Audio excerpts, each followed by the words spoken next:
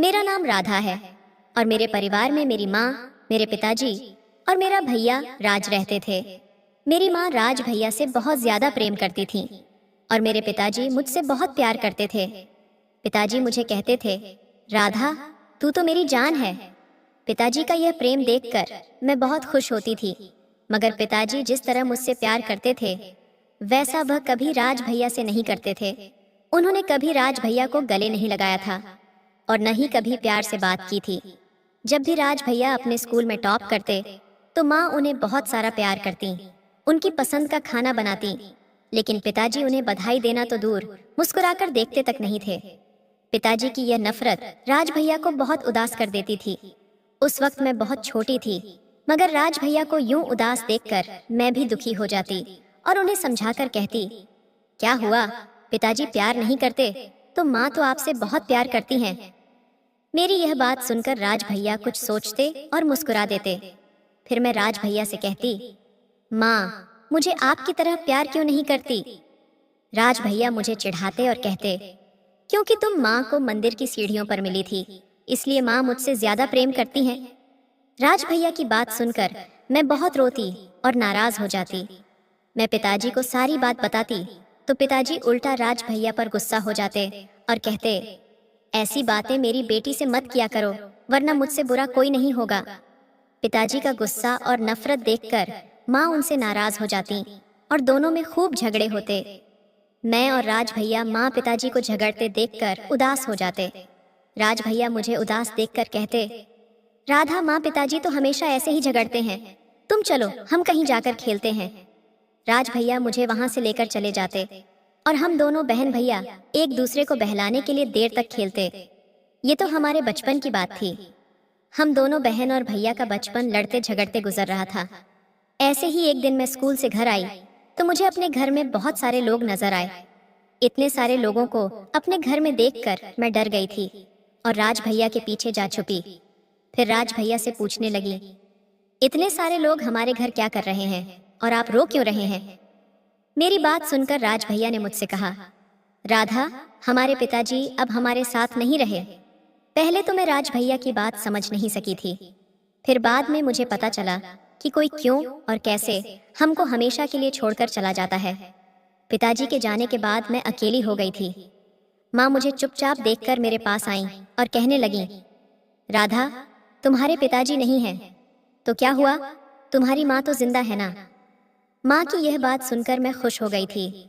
अब माँ मुझे भी राज भैया की तरह ज्यादा प्यार करने लगी थी। मैं माँ और राज भैया का प्यार पाकर पिताजी को भूल गई थी। हम दोनों बहन और भैया का आपस में बहुत प्रेम था। मेरी माँ हमें यूं हंसता मुस्कुराता देखकर खुश होती थी और कहती थी, कभी मेरे बच्चों को किसी की बुरी नजर न लगे, तुम दोनों हमेशा यूं ही साथ रहो। मैं भगवान से यही प्रार्थना करती थी कि हमारा घर ऐसे ही खुशहाल रहे। मगर जैसे जैसे मैं बड़ी होती गई तब मुझे एहसास हुआ कि हमारे घर में कुछ ठीक नहीं हो रहा था। हालांकि हम सब बहुत खुश थे, मगर मेरा भैया राज जैसे ही 17 साल का बालिग हुआ तो अचानक से हमारे घर में अशांति फैल गई, क्योंकि हमारे घर हर रोज एक आदमी आता था और वह राज भैया से कुछ कहता, मगर राज भैया उसकी बात सुनकर उस पर गुस्सा करते, चिल्लाते और झगड़ते थे। मेरी माँ भी बहुत रोती हुई उस आदमी से झगड़ती थी। मैं उस वक्त 12 साल की थी। शायद मैं वह सारी बातें समझने में नादान थी, मगर मेरे छोटे से दिमाग में वह सारी बातें और वो सारे झगड़े घूमते रहते थे। मैं राज भैया को समझाती और कहती, राज भैया इतना गुस्सा मत किया करो, वह गंदा आदमी अब जब भी हमारे घर आएगा तो आप दरवाजा मत खोलना। मेरी बात सुनकर राज भैया हंसते और कहते, राधा तुम अभी बहुत छोटी हो, इसलिए तुम्हें नहीं बता सकता कि मेरे अंदर क्या दर्द है। मैं कहती, भैया ये दर्द क्या होता है और तुम मुझे बताओ कि तुम्हें कहाँ दर्द हो रहा है। मेरी बात सुनकर वह कहते, पगली तुझे कुछ नहीं पता, एक दिन पता चलेगा कि दर्द क्या होता है तो तू जीना छोड़ देगी। अब मैं देख रही थी कि राज भैया मुझसे ज्यादा बात नहीं करते थे और दूर दूर रहते थे। हम दोनों बहन भैया में अब पहले जैसी समझ नहीं रही थी। मुझे लगता था कि राज भैया ज्यादा पढ़ाई कर रहे हैं, इसलिए उन्हें अब वक्त नहीं मिलता। जिंदगी ऐसे ही गुजर रही थी। मैं कब बड़ी हुई पता नहीं चला। मैं 18 साल की होने वाली थी। तब से ही माँ की तबीयत बहुत खराब रहने लगी थी। माँ को इतना बीमार देखकर राज भैया बहुत परेशान हो गए थे। एक दिन वह माँ को अस्पताल ले गए थे। डॉक्टर ने न जाने उनसे क्या कहा था। तब से वह और भी ज्यादा परेशान और उदास रहने लगे थे। मैं राज भैया से पूछती, आपको क्या हो गया है? आप पहले से भी ज्यादा खामोश रहने लगे हैं। तब राज भैया कहते, कुछ नहीं राधा, पढ़ाई और माँ की बीमारी का टेंशन एक साथ आ गया है, इसलिए उदास हूँ। मैं यह सोचकर चुप हो जाती कि राज भैया की मेडिकल की पढ़ाई भी तो बहुत भारी है, वह परेशान नहीं होंगे तो क्या होंगे। राज भैया के कहने पर माँ के सारे काम अब मैंने सीख लिए थे। खाना बनाना, घर की साफ सफाई करना। कभी कभी राज भैया भी काम में मेरी मदद कर देते थे। माँ जो पहले हर वक्त किसी न किसी काम में लगी रहती थीं, अब बिस्तर पर पड़े पड़े खुद को और भी ज्यादा बीमार महसूस करने लगी थीं। माँ की बीमारी दिन ब दिन बढ़ती जा रही थी। मैं और राज भैया चाहते थे कि माँ अस्पताल में भर्ती हो जाएं, मगर माँ कहती, नहीं राज, मुझे अब अपना घर छोड़कर कहीं नहीं जाना है। शायद माँ को पता चल गया था कि वह अंदर से बहुत बीमार हैं और उनकी जिंदगी खत्म होती जा रही है। उस रात मैं माँ को खाना खिला रही थी, तभी माँ मुझसे कहने लगी, राधा, अब मुझसे नहीं खाया जाता, तुम राज को बुलाओ। माँ के कहने पर मैं राज भैया को बुला लाई थी। तभी माँ ने मुझसे कहा, राधा, तुम दूसरे कमरे में जाओ। माँ की यह बात सुनकर मैं हैरान रह गई थी। माँ कभी भी मुझसे कुछ नहीं छुपाती थी, मगर न जाने आज माँ को क्या हुआ था। वह मेरे सामने राज भैया से बात नहीं करना चाहती थी और राज भैया भी चुप थे। मुझे हैरत हो रही थी कि माँ राज भैया से ऐसी क्या बात करने वाली थी जो मेरे सामने नहीं हो सकती थी। मेरे अंदर माँ की बात सुनने की उत्सुकता हुई। तभी मैं दरवाजा बंद करके कमरे से निकल गई और खिड़की के पास जाकर खड़ी हो गई। माँ राज भैया का चेहरा हाथों में पकड़े उनसे कह रही थी, तुम मेरे प्यारे बेटे हो राज, मैं तुमसे और राधा से बहुत प्यार करती हूँ और मैं चाहती हूँ कि तुम दोनों कभी भी अलग ना हो। माँ की ये बात सुनकर मैं रोने लगी थी। मैं भी माँ और राज भैया से कभी अलग नहीं होना चाहती थी। फिर माँ ने भैया को एक खत पकड़ाया और कहा, अपने कमरे में जाकर पढ़ना। राज भैया माँ के गले लगकर बहुत देर तक रोते रहे। मैं अपनी जगह पर हैरान थी कि माँ वह खत मेरे सामने भी तो भैया को दे सकती थी, मगर माँ ने ऐसा क्यों किया था। और राज भैया भी मुझे नहीं बताते थे कि उस खत में क्या लिखा था, मगर मैंने देखा था कि भैया जब भी अकेले होते तो वह खत पढ़ते और बहुत रोते थे।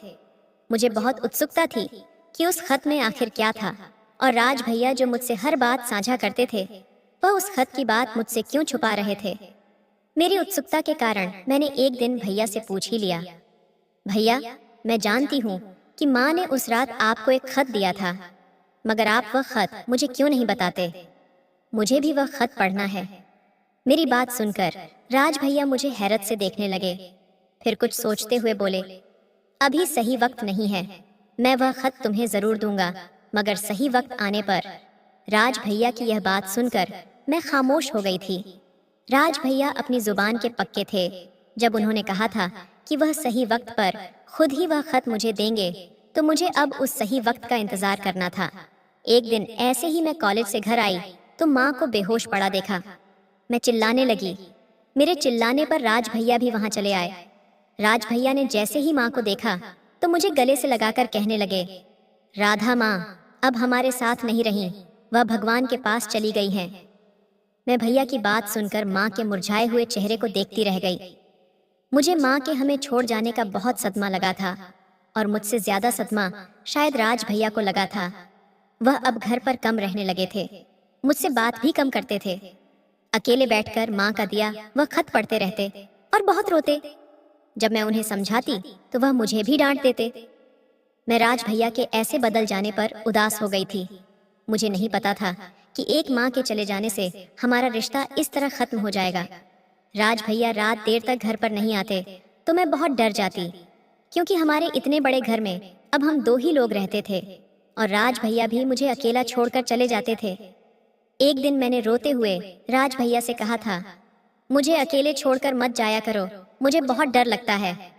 मेरी बात सुनकर उस रात राज भैया बहुत जोर से गुस्सा हुए, मुझ पर चिल्लाने लगे और कहने लगे, राधा अब तुम छोटी नहीं रही हो, अकेले रहने की आदत डाल लो। मैं हर वक्त तुम्हारे साथ नहीं रह सकता। राज भैया के डांटने पर मेरा नाजुक सा दिल टूट गया। मैं राज भैया के बदले हुए रूप को देखकर और ज्यादा टूट गई थी। मैंने रोते हुए राज भैया को देखा और बिना कुछ कहे वहां से चली गई। मैंने भी खुद को संभाल लिया था। माँ और राज भैया के बिना जीना सीख लिया था। राज भैया डॉक्टर बन चुके थे। मैं उनके डॉक्टर बनने पर बहुत खुश हुई थी, मगर उन्हें नहीं बताया था। एक दिन राज भैया मेरे पास आए और मुझसे कहने लगे, राधा, मुझे बधाई नहीं दोगी? मैं डॉक्टर बन गया हूँ। माँ की एक इच्छा पूरी हो गई है। अब उनकी दूसरी इच्छा पूरी करने का वक्त आ चुका है। मैं खुश होती हुई राज भैया से कहने लगी, भैया, मैं बहुत खुश हूँ और आज शायद माँ की आत्मा को भी शांति मिल गई होगी। मेरी बात सुनकर राज भैया कुछ नहीं बोले और वहां से चले गए। फिर मैं सोचने लगी कि माँ की दूसरी इच्छा कौन सी होगी, मगर मेरे बहुत सोचने पर भी मुझे कुछ समझ नहीं आया था। जिंदगी के और कुछ दिन गुजर गए थे। एक दिन राज भैया मेरे कमरे में आए और मेरे सिर पर लाल दुपट्टा डालकर बोले, आज तुम्हारी शादी है, मैं माँ का वादा पूरा करने जा रहा हूँ। राज भैया की आंखें लाल हो रही थीं। ऐसा लग रहा था जैसे वह आज भी रोए हों। मुझे लगा जैसे वह मेरी शादी की वजह से रो रहे थे। मैं उनके गले से लग गई और बोली, राज भैया, मैं जानती हूँ कि आप मेरे यहाँ से चले जाने की वजह से रो रहे हैं, मगर कृपया आप मत रोइए। माँ की आत्मा को दुख पहुँचेगा और मैं भी शांति से नहीं रह पाऊंगी। मैं माँ का वादा पूरा करने के लिए तैयार हूँ। आप जिससे कहेंगे मैं बिना कुछ कहे उससे शादी कर लूंगी। फिर मैंने राज भैया से यह नहीं पूछा कि मेरी शादी वह किससे करवा रहे हैं। शादी का मुहूर्त शाम के वक्त था। राज भैया ने दूर के एक दो रिश्तेदारों को मेरी शादी में बुलाया था। मुझे मोहल्ले की एक लड़की ने आकर तैयार कर दिया था। फिर वही लड़की मुझे मंदिर ले गई थी। मेरे चेहरे पर घूंघट था, इसलिए मैंने अपने होने वाले पति को नहीं देखा था, मगर मुझे पता था कि राज भैया मेरे लिए किसी अच्छे लड़के को ही पसंद किए होंगे। फेरों के बाद एक दो और रस्में हुईं, मगर उस वक्त भी मैं अपने पति का चेहरा नहीं देख पाई थी। मुझे उसका चेहरा देखने की उत्सुकता हो रही थी, मगर बहुत कोशिश के बाद भी मैं अपने पति का चेहरा नहीं देख पाई। मंदिर से मुझे अपने घर लाया गया था। मुझे लग रहा था कि राज भैया मुझे घर से विदा करने वाले हैं, मगर मैं हैरान हो गई जब मुझे राज भैया वाले कमरे में बिठा दिया गया। मुझे लग रहा था जैसे कोई मेरे साथ मजाक कर रहा हो। मैं अभी राज भैया के पास जा रही थी, तभी कमरे का दरवाजा खोलकर राज भैया अंदर आए। जैसे ही राज भैया कमरे में आए, मैं उन्हें अपने सामने देखकर हैरान रह गई और कहने लगी, राज भैया, मैं आपके पास ही आ रही थी। मेरी बात सुनकर राज भैया मुझसे रूखे अंदाज में पूछने लगे, क्यों, क्या हुआ? तुम मुझसे क्यों मिलना चाहती थी? तब मैंने उनसे कहा, मेरा पति कहाँ है और मुझे आपके कमरे में क्यों लाया गया है? मेरी बात सुनकर राज भैया का सिर झुक गया। वह शायद अपने आंसू पोंछना चाह रहे थे। मैं कहने लगी, राज भैया, क्या हुआ? आपकी आंखें क्यों भीग रही हैं? क्या मैं इस घर से विदा होकर जा रही हूँ, इसलिए आप उदास हैं और मुझसे नाराज हैं? मेरी बात सुनकर वह मुझसे कहने लगे, राधा, मुझे नहीं पता कि जो कुछ मैं कहूँगा वह शायद तुम्हें झटका दे सकता है, मगर सच ये है कि ये सब कुछ जो हुआ है वह माँ की आखिरी इच्छा थी। ये समझ लो, आज तुमने जो किया वह माँ की आत्मा को शांति पहुँचाने के लिए किया है। माँ का नाम सुनकर मैं दुखी हो गई। मुझे इतना तो पता था कि माँ को मेरी शादी की बहुत इच्छा थी। माँ चाहती थी कि राज भैया की पढ़ाई के बाद मेरी शादी हो जाए, और मैंने आज अपनी माँ की इच्छा भी पूरी कर दी थी। शायद माँ की आत्मा को आज शांति मिलने वाली थी, मगर मुझे नहीं पता था कि राज भैया जो कुछ कहेंगे उसके बाद मेरी आत्मा अशांत हो जाएगी। मैं राज भैया के पास गई और कहने लगी, राज भैया, आप जो कहना चाहते हैं कहिए, मैं सुन रही हूँ। मेरी बात सुनकर राज भैया ने मेरे दोनों हाथ पकड़कर कहा, राधा, जो कुछ भी हुआ है वह सब कुछ माँ से किया वादा पूरा करने के लिए हुआ है। इसके बाद जो कुछ होगा वह तुम्हारी इच्छा के अनुसार होगा। फिर भैया ने अपने हाथ में मौजूद एक पुराने से कागज को निकाला और मेरे हाथ में देते हुए कहा, यह माँ का आखिरी खत है तुम्हारे लिए। इस खत को पढ़ने के बाद जो भी तुम्हारा फैसला होगा वह मुझे मंजूर होगा। इतना कहकर राज भैया वहां से चले गए और मैं अपने बिस्तर पर बैठकर वह खत पढ़ने लगी। मगर जब मैंने वह खत पढ़ा तो मेरी चीख निकल गई। मुझे ऐसा लगा जैसे कयामत आ गई हो। ये क्या हुआ था मेरे साथ? और इस खत में क्या लिखा हुआ था? मैंने वह खत एक नहीं 4 बार पढ़ा था, और मेरे 4 बार पढ़ने पर भी उस खत का एक भी शब्द नहीं बदला था। मैं अपनी जगह पर रोती रही। यह क्या हो गया था? ये क्या कर दिया था राज भैया ने? उन्होंने इतना बड़ा सच मुझसे क्यों छुपाया था? मैं रात भर रोती रही थी और मेरा आंसू पोंछने वाला भी कोई नहीं था। राज भैया जो गए थे वह रात भर नहीं लौटे थे। मैं घर में अकेली डरती थी, मगर उस रात मैं नहीं डरी थी। मुझे अपनी माँ और राज भैया पर भरोसा करने की बहुत बड़ी सजा मिली थी।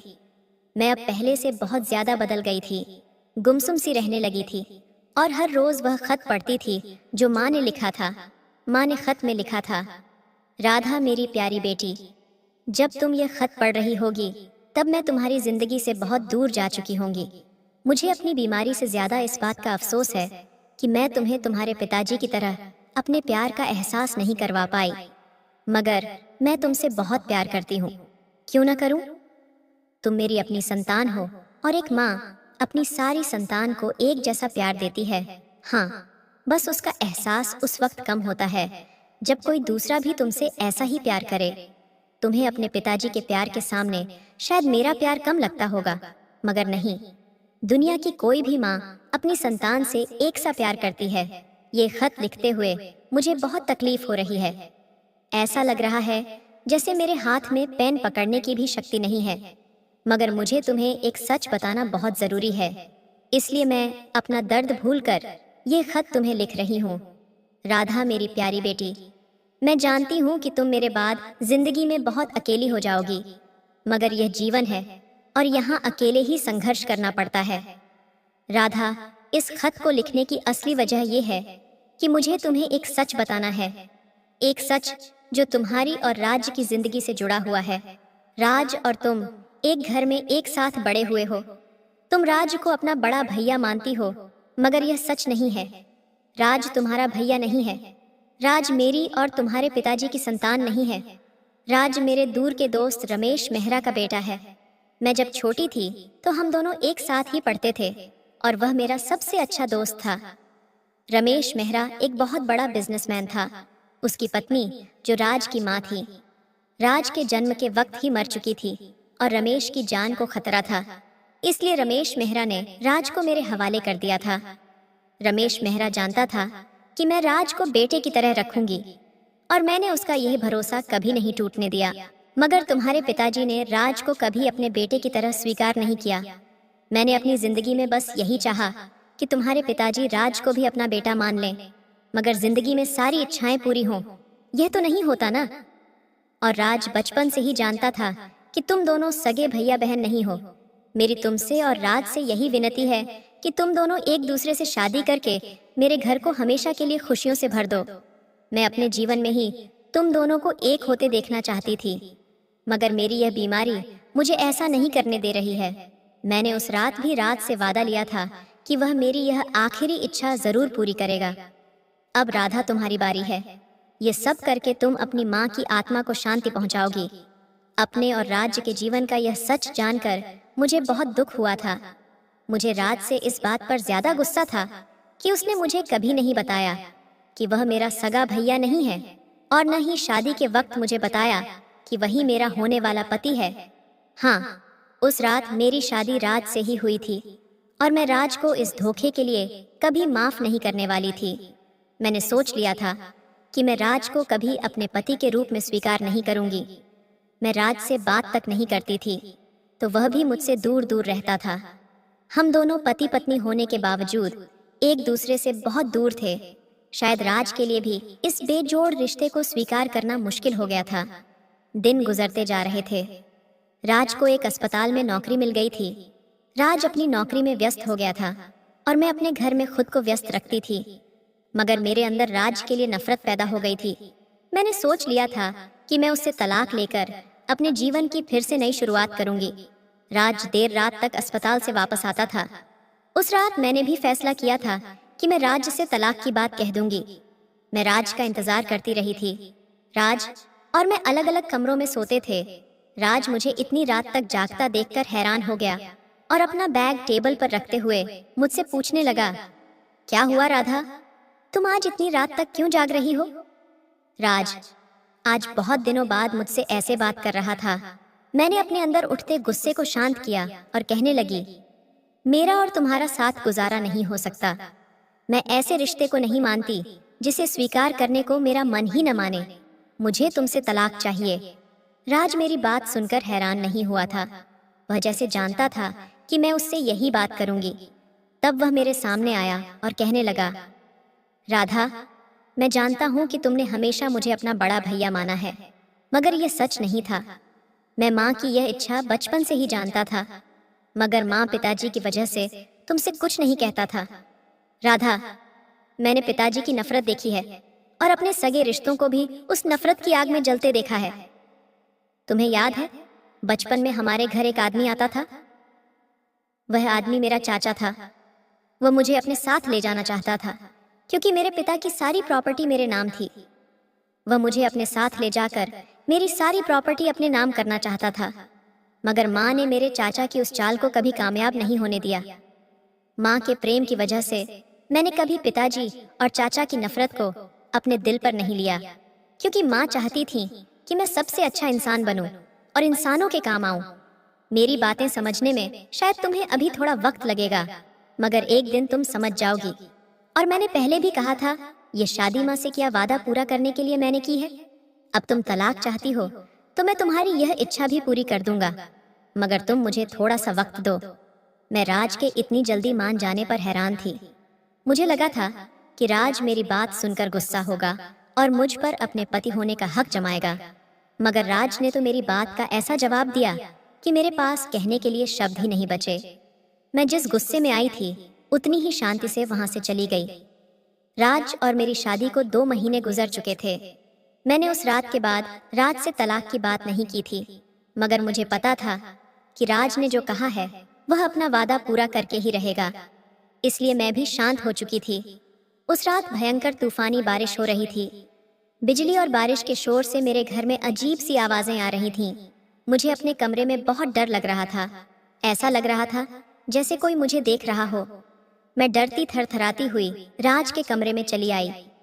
मुझे अपने कमरे में देखकर राज हैरान हुआ और मुझसे पूछा, क्या हुआ राधा, तुम इतनी रात को यहाँ क्यों आई हो? मैंने उसकी बात को नजरअंदाज कर दिया और उसके बिस्तर पर जाकर सो गई। राज कुछ देर तक मुझे देखता खड़ा रहा, फिर वह भी बिस्तर की दूसरी तरफ आकर सो गया। थोड़ी देर बाद मैंने राज से कहा, राज, माँ और पिताजी हमें छोड़कर क्यों चले गए? मैं रो रही थी और राज मुझे रोते देख नहीं सका। तब वह मेरे करीब आया और समझाते हुए बोला, राधा, भगवान ने माँ पिताजी की जिंदगी इतनी ही लिखी थी, मगर राधा, तुम कभी यह मत समझना कि तुम अकेली हो। मैं हमेशा तुम्हारे साथ रहूंगा। मैं बहुत देर तक रोती रही और राज मुझे समझाता रहा। उसी रात राज ने मुझे बताया था कि माँ को कैंसर हुआ था और माँ ने अपनी इतनी बड़ी बीमारी की बात भी मुझसे छुपाई थी। माँ अपने आखिरी वक्त में इतनी तकलीफ में थी और मुझे पता भी नहीं चला था। मुझे माँ पर गुस्सा भी आ रहा था और उनकी तकलीफ का सोचकर दुख भी हो रहा था। उस रात के बाद से मैं और राज एक ही कमरे में रहने लगे थे और एक दूसरे के साथ बिस्तर भी साझा करने लगे थे, मगर हमारे बीच की दूरियां पहले जैसे ही थीं। अब मैं फिर से राज के सारे काम करने लगी थी। राज के लिए खाना बनाना, कपड़े आयरन करना और घर का सारा काम मैं ही करती थी। एक दिन राज मेरे पास आया और मुझसे कहने लगा कि वह कुछ दिनों के लिए दूसरे शहर जा रहा है। इतना कहकर राज चला गया। राज को गए हुए 1 महीना गुजर चुके थे और मुझे हर पल उसकी याद आ रही थी। मुझे खुद हैरानी हो रही थी कि मुझे क्या हो रहा है, क्यों मुझे राज याद आ रहा है। शायद मेरा दिल राज को अपना पति मान चुका था। मैं राज से प्यार करने लगी थी। राज वापस आ चुका था। उसे देखकर मैं बहुत खुश हुई थी, मगर मेरी खुशी उस वक्त राख में बदल गई जब राज के साथ एक लड़की भी आई थी।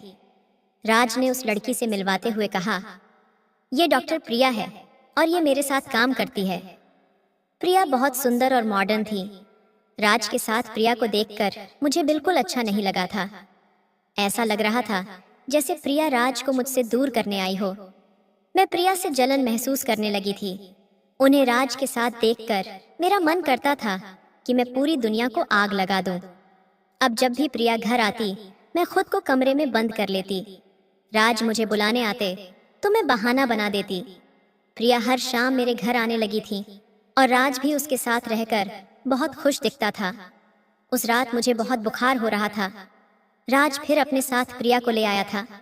प्रिया को देखकर मुझे गुस्सा आया और मैंने किसी चीज का ख्याल नहीं रखा और राज के सामने ही प्रिया से कह दिया, डॉक्टर प्रिया, आपका अपना घर नहीं है क्या, जो आप हर शाम दूसरों के घर चली आती हैं? और आप राज से दूर रहा करें, क्योंकि राज मेरे पति हैं। मेरी यह बात सुनकर प्रिया और राज दोनों ही हैरान रह गए थे। राज ने मेरी बदतमीजी पर मुझे डांटते हुए कहा, राधा, ये क्या बदतमीजी है? प्रिया से माफी मांगो। राज ने मुझे कभी नहीं डांटा था, मगर प्रिया की वजह से वह मुझे डांट रहा था। मैंने रोते हुए राज को देखा और प्रिया से माफी मांगे बिना ही वहां से चली गई। मुझे खुद नहीं पता था कि मैं क्या कर रही थी। प्रिया के जाने के बाद राज कमरे में बहुत देर बाद आए। राज के हाथ में एक कागज था। वह कागज देखकर मुझे झटका लगा। मैं अपने आंसू पोंछकर राज के पास गई। राज के चेहरे के हाव भाव देखकर लग रहा था कि वह बहुत गुस्से में है और अपना गुस्सा मुझ पर निकालने आया है। मैं राज को ऐसे देखकर डर गई थी। मुझे लग रहा था कि राज आज मुझे अपनी जिंदगी से हमेशा के लिए निकाल देगा, मुझे तलाक दे देगा। मेरा दिल अंदर से कांप रहा था। मुझे बहुत रोना आ रहा था। राज ने अपने हाथ में मौजूद उस कागज के टुकड़े को मेरी तरफ बढ़ा दिया। मुझ पर उस वक्त क्या कयामत टूट रही थी, ये सिर्फ मुझे पता था। राज ने सर्द लहजे में मुझसे कहा, राधा, इस पेपर पर साइन कर दो। राज की यह बात सुनकर मैं अपने आंसू पोंछते हुए राज के गले लग गई। राज अपनी जगह पर हैरान था। मैंने राज से रोते हुए कहा, क्या हुआ माँ के उस वादे का? आप तो बहुत स्वार्थी निकले। राज मेरी उस बात को लेकर बैठ गया जो मैंने नादानी में की थी। राज ने अपने दोनों हाथ मेरे इर्द गिर्द लपेटकर मुझसे कहा, क्या तुम मुझे बता सकती हो कि मैंने कौन सा स्वार्थ दिखाया है? तब मैंने कहा, उस रात मैंने ऐसे ही तलाक की बात की थी, क्योंकि मुझे आप पर और माँ पर बहुत ज्यादा गुस्सा था। मगर अब मुझे आपसे दूर नहीं जाना है और न ही यह घर छोड़कर कहीं जाना है। आप चाहें तो प्रिया से दूसरी शादी कर सकते हैं, मगर मैं आपकी जिंदगी से कहीं नहीं जाऊंगी। मुझे तलाक नहीं चाहिए। ये सुनकर राज ने मुझे खुद से अलग किया और कहने लगा, तुमसे किसने कहा कि मैं तुम्हारे कहने पर तुम्हें तलाक दे दूंगा? तुम्हें क्या 1000 बार भी तलाक मांगती तो मैं तुम्हें नहीं देता, क्योंकि मैं तुमसे बहुत प्यार करता हूँ। अब से नहीं, बचपन से। माँ ने मुझे बचपन से हमारे रिश्ते की सच्चाई बता दी थी। और ये पेपर्स तलाक के नहीं हैं, इस घर के हैं। ये घर मैं तुम्हारे नाम करना चाहता हूँ और मैंने हमेशा तुम्हें अपनी दोस्त माना है। मैं राज की बात सुनकर खुश होने के बजाय उल्टा नाराज हो गई और कहने लगी, मगर आपका और प्रिया का क्या सीन है? वह क्यों हमारे घर आती है? मेरी यह बात सुनकर राज बहुत देर तक हंसते रहे। उनकी यह हंसी मुझे बहुत बुरी लग रही थी। मुझे गुस्से में देखकर राज ने कहा, गुस्सा मत करो मेरी प्यारी पत्नी। राधा, प्रिया तुम्हारी सौतन नहीं है। प्रिया पहले से शादीशुदा है और वह बस काम के लिए हमारे घर आती थी। और उसे घर लाने का एक कारण यह भी था कि मैं तुम्हें जलन महसूस करा सकूं। राज की यह बात सुनकर मैं उन पर और नाराज हो गई। राज मुझे ऐसे मना रहे थे जैसे कोई रूठे बच्चे को मनाता है। राज की सारी बातें सुनकर मेरे अंदर शांति आ गई थी। राज तो बचपन से मेरे थे, फिर मैं क्यों उन्हें छोड़कर भगवान के इस फैसले को मिटा देती। जिंदगी के 3 साल गुजर चुके थे। मेरा और राज का घर बहुत खुशहाल था। हमारा एक बेटा था जिसने हमारे जीवन को और सुंदर बना दिया। अब हमारी फैमिली पूरी हो चुकी है और मैं अपनी फैमिली के साथ बहुत खुश हूँ। दोस्तों, क्या हम दोनों का शादी का फैसला सही था या गलत? अपनी राय कमेंट बॉक्स में ज़रूर बताना। अगर आपको हमारी ये वीडियो पसंद आई हो तो वीडियो को लाइक और चैनल को सब्सक्राइब ज़रूर करें।